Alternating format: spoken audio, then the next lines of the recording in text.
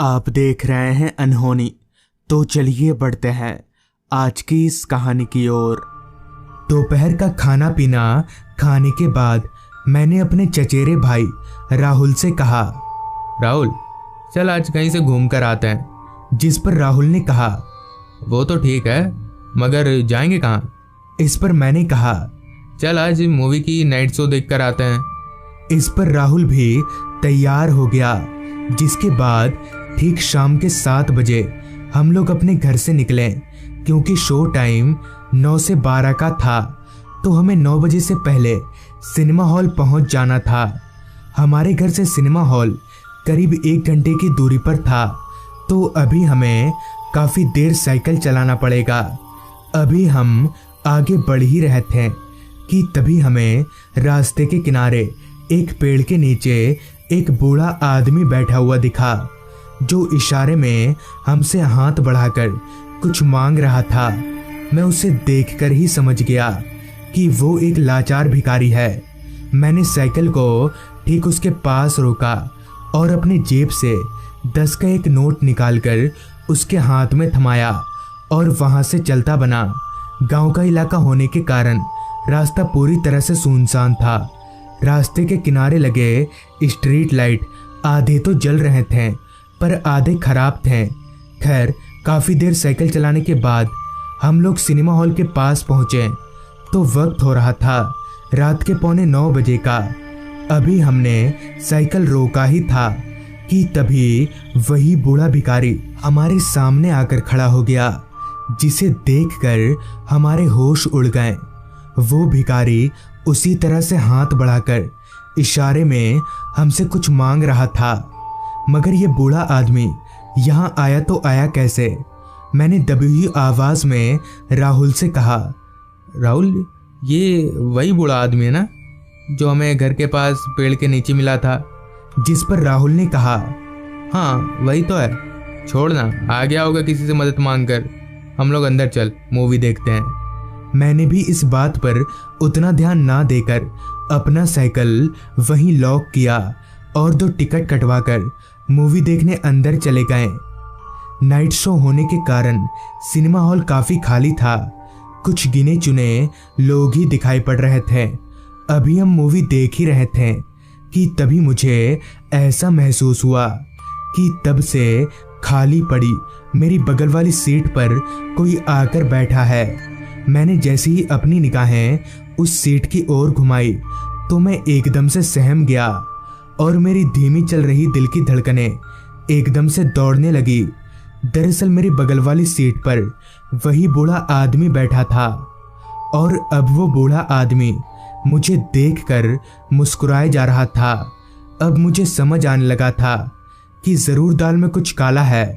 मैं झट से राहुल की तरफ मुड़ा और उसे उस बूढ़े आदमी को दिखाने के लिए उस सीट की तरफ मुड़ा, तो अब वो बूढ़ा आदमी वहां से गायब हो चुका था। हमें समझ नहीं आ रहा था कि हमारे साथ हो क्या रहा है और वो बूढ़ा आदमी कौन है, हमारे पीछे क्यों पड़ा है। अब मुझे काफ़ी बेचैनी सी होने लगी थी, जिस पर मैंने राहुल से कहा, राहुल अब हमें चलना चाहिए, मुझे कुछ ठीक नहीं लग रहा है। इस पर राहुल ने कहा, हाँ अब हमें निकलना चाहिए। जिसके बाद हम लोग सिनेमा हॉल से बाहर निकलकर अपने साइकिल के पास आए और साइकिल का लॉक खोलकर घर की तरफ आगे बढ़ने लगे। अब रात काफ़ी हो चुकी थी। रास्ता भी पूरी तरह से अंधेरे में डूब गया था। चांद की भी हल्की रोशनी रास्ते पर नहीं आ रही थी, जिस कारण मैंने जब आसमान की ओर देखा तो मुझे ना तो आसमान पर चांद दिखा और ना ही तारा। मतलब कि काले बादलों ने आसमान को चारों तरफ से घेर लिया था, जिस कारण मैं और तेजी से साइकिल भगाने लगा, मगर इसका कोई फायदा नहीं हुआ। कुछ दूर आगे जाते ही काफ़ी तेज बारिश शुरू हो गई, जिस कारण मैंने साइकिल को एक बड़े से पेड़ के नीचे रोका और खड़े होकर बारिश रुकने का इंतजार करने लगे। एक तो हम डरे हुए थे, ऊपर से अंधेरे में झमझमाती बारिश की आवाज़ हमें और डरा रही थी। अभी हम उस पेड़ के नीचे खड़े ही थे कि तभी हमें किसी आदमी के खांसने की आवाज़ आने लगी।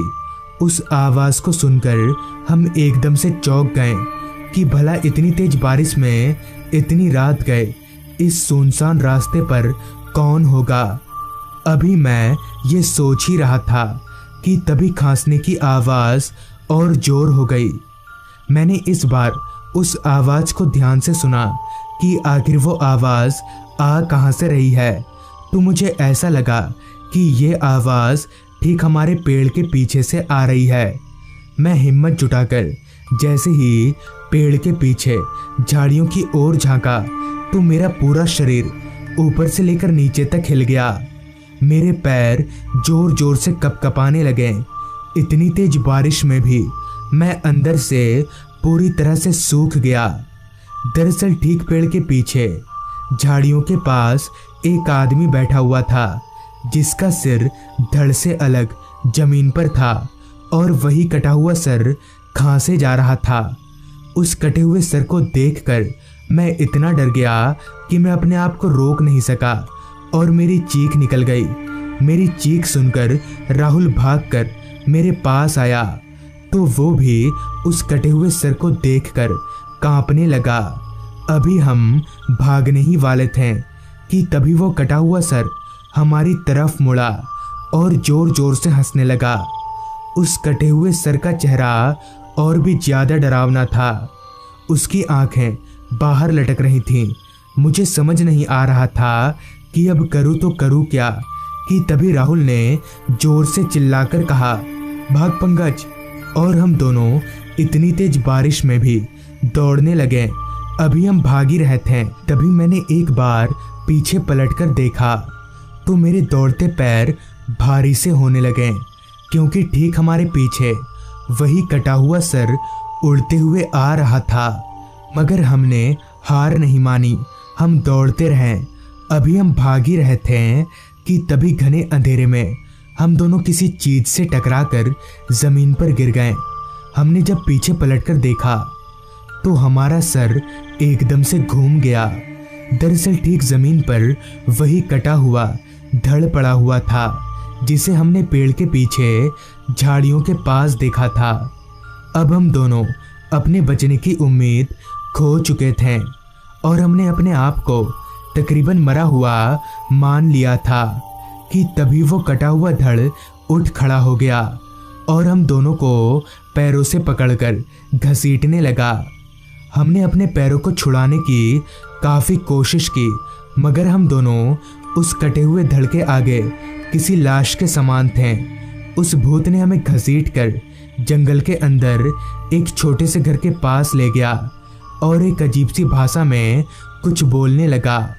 उसके बोलते ही उस घर से दो और भूत निकलकर बाहर आए, जिनका भी सर धड़ से अलग उनके हाथों में था। इससे पहले कि हम कुछ कर पाते तभी उनमें से एक भूत ने हमारा गला पकड़ लिया। उसने हमारा गला इतनी जोर से पकड़ा था कि हम एकदम से छटपटाने लगे और हमारे आंखों के सामने सब कुछ धुंधला धुंधला सा दिखने लगा। अभी हम मरने ही वाले थे कि तभी अचानक से वो बूढ़ा भिखारी वहां आ खड़ा हुआ, जिसे देखकर उस भूत ने हमारा गला एकदम से छोड़ दिया, मानो वो सारे भूत उस बूढ़े आदमी से डर रहे हों। इसी का फायदा उठाकर हम दोनों ने दौड़ना शुरू कर दिया। भागते भागते हमारी नज़र एक छोटी सी झोपड़ी पर गई। हम दोनों दौड़कर उस झोपड़ी के पास गए और दरवाज़ा खटखटाने लगे तो एक आदमी ने दरवाज़ा खोला। हमने अपनी पूरी आपबीती उस आदमी को बताई, जिस पर उस आदमी ने कहा, उस बूढ़े भिखारी का तो मुझे पता नहीं, मगर आज से काफ़ी साल पहले इस गांव में 3-4 बदमाश का एक ग्रुप रहा करता था, जो रात के वक्त 1 या 2 जन को देखकर पकड़ लेते थे और जंगल वाले घर में ले जाकर मार देते थे और उनके शरीर के अंगों को निकाल कर बेच देते थे। ऐसे ही दिन पर दिन गांव के अधिकांश लोग गायब होते गए। जब गांव वालों को पता चला तो सारे गांव वालों ने मिलकर उन लोगों को भी उसी तरह से मार दिया। तब से उनकी आत्मा भटकती रहती है। पूरी बात सुनने के बाद हमारी हिम्मत नहीं हुई कि हम रात को घर जा सकें। पूरी रात हमने उस झोपड़ी में ही बिताई और सुबह घर जाने के लिए निकले।